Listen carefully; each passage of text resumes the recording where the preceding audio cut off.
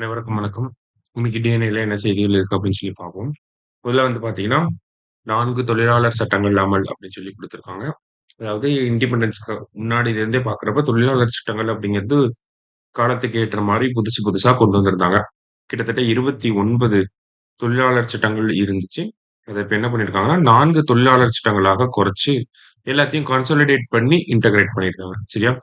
So அதுல இருக்கக்கூடிய முக்கிய அம்சங்கள் என்ன அப்படின்னு சொல்லி பார்த்தீங்கன்னா, அனைத்து தொழிலாளர்களுக்கும் பணி நியமன ஆணை வழங்குவது கட்டாயம். எந்த விதமான தொழில்களா இருந்தாலும், அதற்கு ஒரு பணி நியமனம் ஓகேங்களா? அந்த பணி நியமன ஆணை அப்படிங்கிறத வழங்கணும். அப்பாயின்ட்மென்ட் ஆர்டர் அப்படிங்கிறத குடுக்கணும். ஐடி ஊழியர்களுக்கு ஒவ்வொரு மாதமும் பார்த்தோம்னா, 7ஆம் தேதிக்குள்ள சம்பளம் வழங்குவது கட்டாயம் அப்படின்னு சொல்லியிருக்காங்க. எக்ஸ்ட்ரா டைம் பார்க்குறப்ப, ஓடி பார்க்குறப்ப டபுள் த டைம் பேமெண்ட்ட வந்து பண்ணணும். நிரந்தர தொழிலாளர்கள பொறுத்தவரைக்கும் பார்த்தீங்கன்னா, ஆ நிகராக ஒப்பந்த தொழிலாளர்களுக்கும் விடுமுறை, மருத்துவ மற்றும் சமூக பாதுகாப்பு உள்ளிட்ட அனைத்து சலுகைகளும் எக்ஸ்டெண்ட் பண்ணியிருக்கிறாங்க. ஓகேவா? ஸோ பெர்மனன்ட் வொர்க்கர்ஸ் மாரியே கான்ட்ராக்ட் வொர்க்கர்ஸ்க்குமே இந்த பெனிஃபிட்ஸ் எல்லாமே போய் சேரணும் அப்படின்னு சொல்லியிருக்காங்க. அதே மாரி ஆதார் இணைப்புடன் கூடிய ஒற்றை கணக்கு வந்து அறிமுகப்படுத்தியிருக்காங்க. அ அடுத்ததா பார்த்தீங்கன்னா, இந்த ஒலி வேலைப்பாடுகள் இருக்காங்க இல்லையா? அந்த தொழில்கள்ல இருக்கிறவங்களுக்குமே எல்லா விதமான சலுகைகளும் நீட்டிக்கப்படணும்னு சொல்லியிருக்கிறாங்க. அனைத்து வகையான பணிகள்லயும் பெண்களுக்கு இரவில் பணிபுரிவதற்கான அனுமதி வழங்கப்பட்டிருக்கு. சம வேலைக்கு சம ஊதியம். டிபிஎஸ்பி நம்ம படிச்சிருப்போம். ஆர்டிகல் 39 சப் கிளாஸ் டி அப்படின்னு சொல்லி.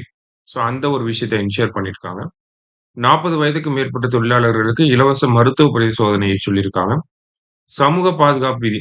சோசியல் செக்யூரிட்டி கோடு கீழ கிக் ஒர்க்கர்ஸ் ஆட் பண்ணதன் மூலியமா அவங்களுக்குமே வருங்கால வைப்பு நிதி, காப்பீடு, ஊழியர் காப்பீடு நிறுவன சலுகைகள் எல்லாமே நீட்டிக்கப்பட்டிருக்கு. அதாவது பிஎஃப், இபிஎஃப்ஓ எல்லாத்துலயுமே அவங்கள ஆட் பண்ணி விட்டுருக்காங்க. இஎஸ்ஐலயும் அவங்கள ஆட் பண்ணி விட்டுருக்காங்க. சரியா? அதுக்கு அடுத்ததா பார்த்தீங்கன்னா, வேஜஸ் கோட் 2019க்கு கீழ பார்த்தீங்கன்னா, அனைத்து தொழிலாளர்களுக்கும் சட்ட ரீதியாக குறைந்தபட்ச ஊதியம் அப்படிங்கிறத உரிய நேரத்தில வழங்கணும் அப்படிங்கிறத சொல்லியிருக்காங்க. சரியா? ஸோ இஎஸ்ஐல ரிஜிஸ்டர் பண்றத பத்தி 10 ஊழியர்களுக்கும் குறைவான ஆட்கள வச்சிருக்கிறவங்க, அவங்களோட டிஸ்கிரிஷன். ஆனா அபாயகரமான தொழில்கள்ல ஒரு ஊழியர் வேலை செஞ்சாலும், அந்த நிறுவனம் இஎஸ்ஐல கண்டிப்பா விண்ணப்பித்து சேர்ந்திருக்கணும் அப்படிங்கிறத சொல்லியிருக்காங்க. So code on social security 2020, occupancy safety and health of the workers அப்படிங்கிற அந்த code 2020, code on industrial relations 2020, அடுத்தது கோட் ஆன் வேஜஸ் 2019. இந்த 4யும் இப்ப கொண்டு வந்திருக்காங்க. அடுத்ததா பார்த்தீங்கன்னா, உள்கட்டமைப்பு துறைகளில் வளர்ச்சி 0 அப்படின்னு சொல்லி குடுத்திருக்காங்க. இந்தியாவ பொறுத்தவரைக்கும் 8 கோர் செக்டார்ஸ் அப்படின்னு சொல்லி சொல்லுவாங்க. என்னலாம் அப்படின்னு சொல்லி பார்த்தீங்கன்னா, கோல், எலக்ட்ரிசிட்டி, புரொடக்ஷன், அ கச்சா எண்ணெய், க்ரூட் ஆயில், இயற்கை எரிவாயு, சிமெண்ட், அதுக்கப்புறமா பெட்ரோலிய சுத்திகரிப்பு. இதெல்லாமே நாட்டின் 8 முக்கிய உள்கட்டமைப்பு துறைகள் அப்படின்னு சொல்லி சொல்லுவாங்க. போன வருஷம் அதனுடைய வளர்ச்சி அப்படிங்கிறது பார்த்தீங்கன்னா, 4.3% இருந்துச்சு. இந்த வருஷம் 2.5% குரோத் தான் வந்திருக்கு. ஓகேங்களா? இந்த ஏப்ரல் டூ அக்டோபர் கால அட்டவணையில பார்க்கிறப்ப. So index of industrial production அப்படின்னு சொல்லுவாங்க. ஐஐபி.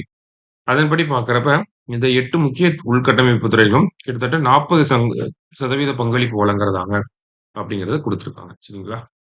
அடுத்ததா பார்த்தீங்கன்னா, மிஸ் யூனிவர்ஸ் பட்டம் யாருக்கு போயிருக்கு அப்படின்னா, மெக்சிகோ நாட்ட சேர்ந்த ஃபாத்திமா போஸ் பெர்னாண்டஸ் அவர்களுக்கு இந்த மிஸ் யூனிவர்ஸ் அப்படிங்கிற பட்டத்த வின் பண்ணியிருக்காங்க. எங்க நடந்துச்சு அப்படின்னா, தாய்லாந்தோட நோந்த்புரி அப்படிங்கிற பிளேஸ்ல இந்த காம்படிஷன் நடந்து முடிஞ்சது. இன்னைக்கு முக்கியமான செய்திகள பார்த்திருக்கோம். நன்றி.